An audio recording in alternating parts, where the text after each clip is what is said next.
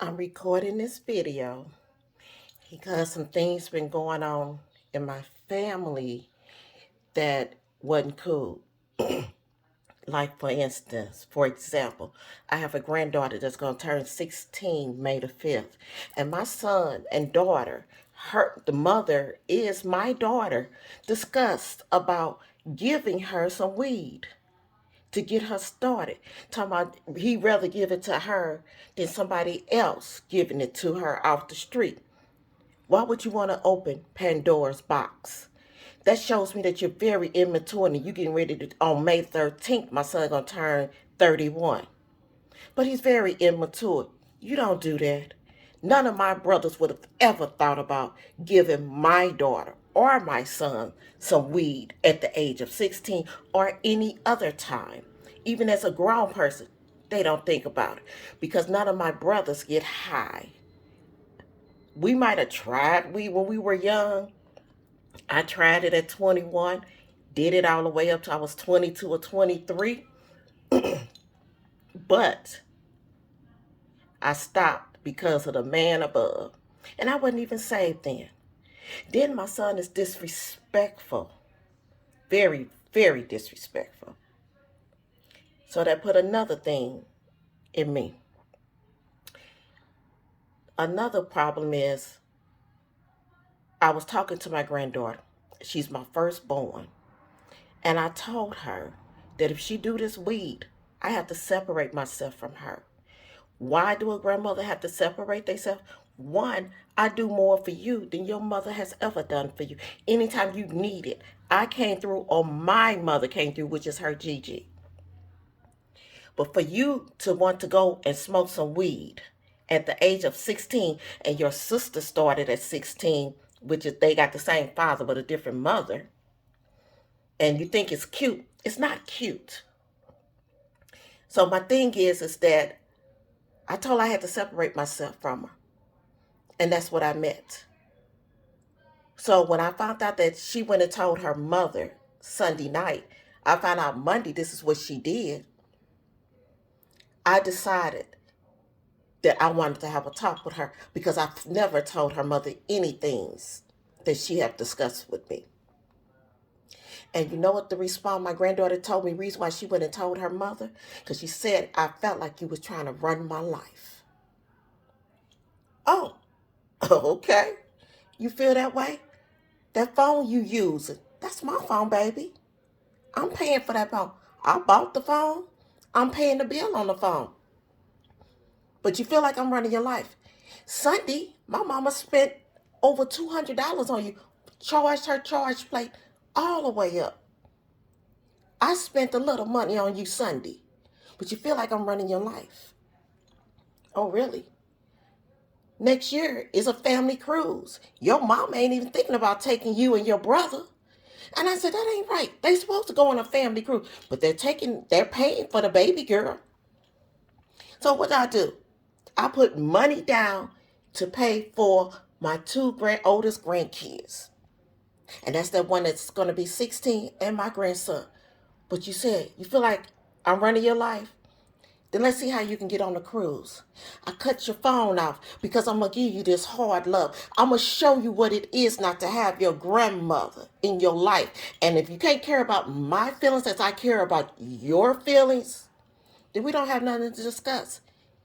You keep running to your mama and showing your mama that I don't need my granny. Your mama told my brother, oh, they going to get you a phone. Let me see when they get that phone because when your bill was just $27, maybe 30, when you add the insurance, I asked your mother to either take your bill or your brother's bill because I was paying for it. Like she told me, I didn't get them the phone, you did. That's your responsibility. But I guarantee you, you're going to see what it is to have everything coming from your mom. Oh, excuse me, that's barely anything. Your mama gonna take care of her, Drew, and Boss Baby before she see about you and your brother. Your brother's phone is not off. I'm just waiting on his grades to go up so he can have his phone. I cut yours off because you hung up the phone on me and my mother Monday. And didn't even say anything. Didn't even say I'm sorry or anything. So if you can be that disrespectful to hang up the phone on me and my mother when we're talking to you, and if your mother, as she said, I told her to hang up the phone on her granny. You just show how disrespectful your mother is. Because I wasn't raised to hang up phones on my grandparents. I wasn't raised to hang up phones on my parents. Y'all very disrespectful. And y'all got a long lesson to learn if you look at your mama. I lead by example. I ain't saying I'm perfect, but I made plenty of mistakes. But you learn from your mistakes and you do better. God has gave me a second chance to have grandchildren. And the key word is that I'm grandmother. If you take the grand out, what it says, mother. My mother is granny, great grandmother. You take the great and the grand off, you got mother.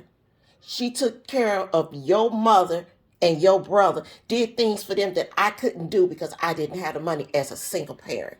But she sacrificed. And so that taught me what I supposed to do for you all. But I ain't got to deal with no disrespect. That ain't in God's plan. And I pray that you get that out of you.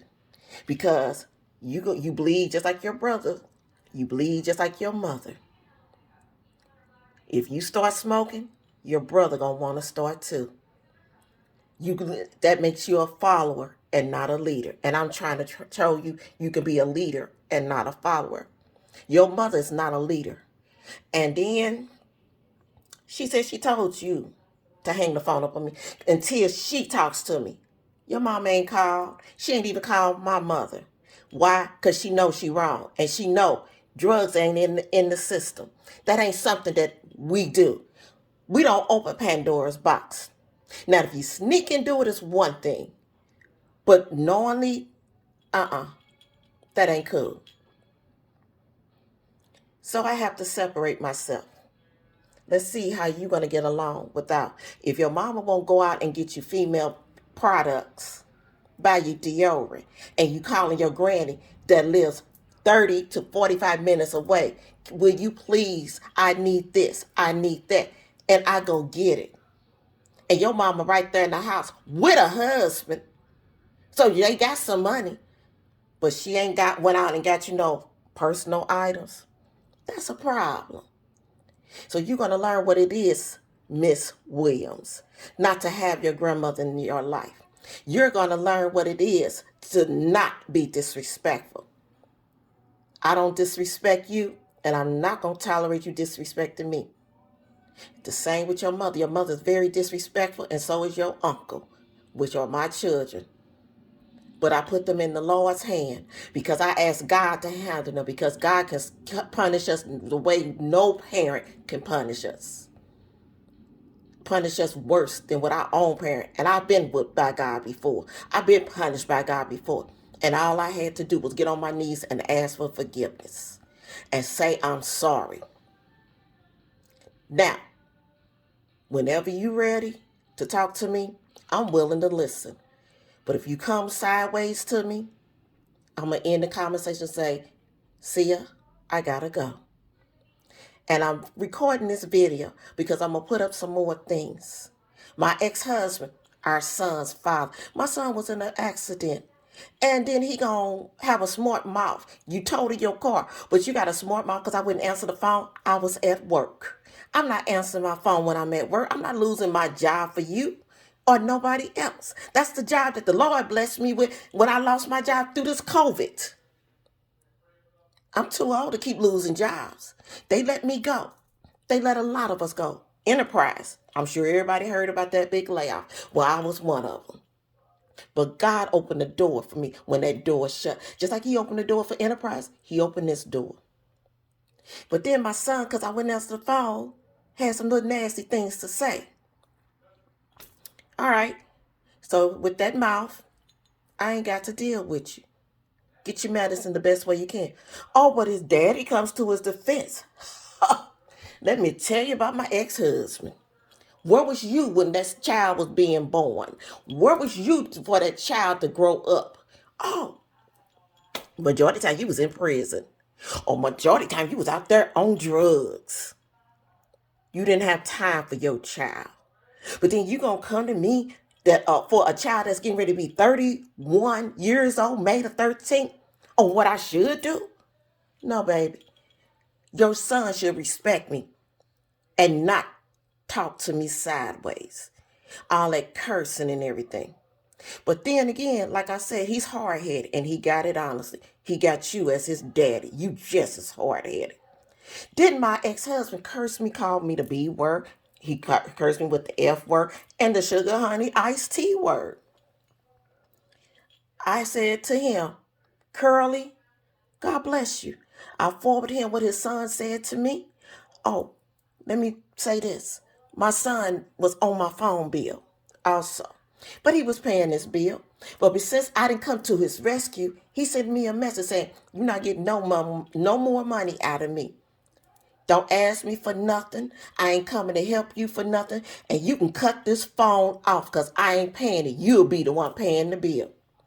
Really? Well, let me put it to you this way, baby. I cut the phone off because you told me you weren't going to pay the bill. So then your daddy going to jump to your rescue and tell me I need to come off this effing sugar honey iced tea? No, baby. Your son opened his mouth. He told me what he wasn't going to do. And what I should do, I can cut the phone off because I'll be paying the bill. And he right. I got to pay for a phone that ain't going to be active.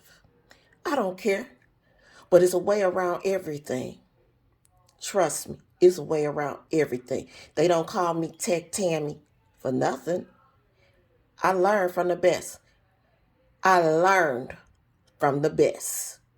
So I know how to activate that phone again, and it won't be in your presence, baby. Because that number that belongs on my account belongs to me. You owe $500 something on that phone. You don't want to pay it? Okay. It's a loss. Or it could be a gain for me. Trust me, it's a way around it. And what you think you coming at me for, you not. Because God always say when one door is shut, he'll open up another one that'll be bigger and better. And my faith lies into the man above. But my husband, ex-husband, ex-husband, because we got divorced when I was in my 20s, and I'm getting ready to be 56. And if you think that I'm sitting up here going to deal with a 31-year-old daughter, oh, she's not 31, oops, 36, that acts like she's 21. Deal with a 31-year-old boy, and I did say boy because that's what he act like. He don't act like a man.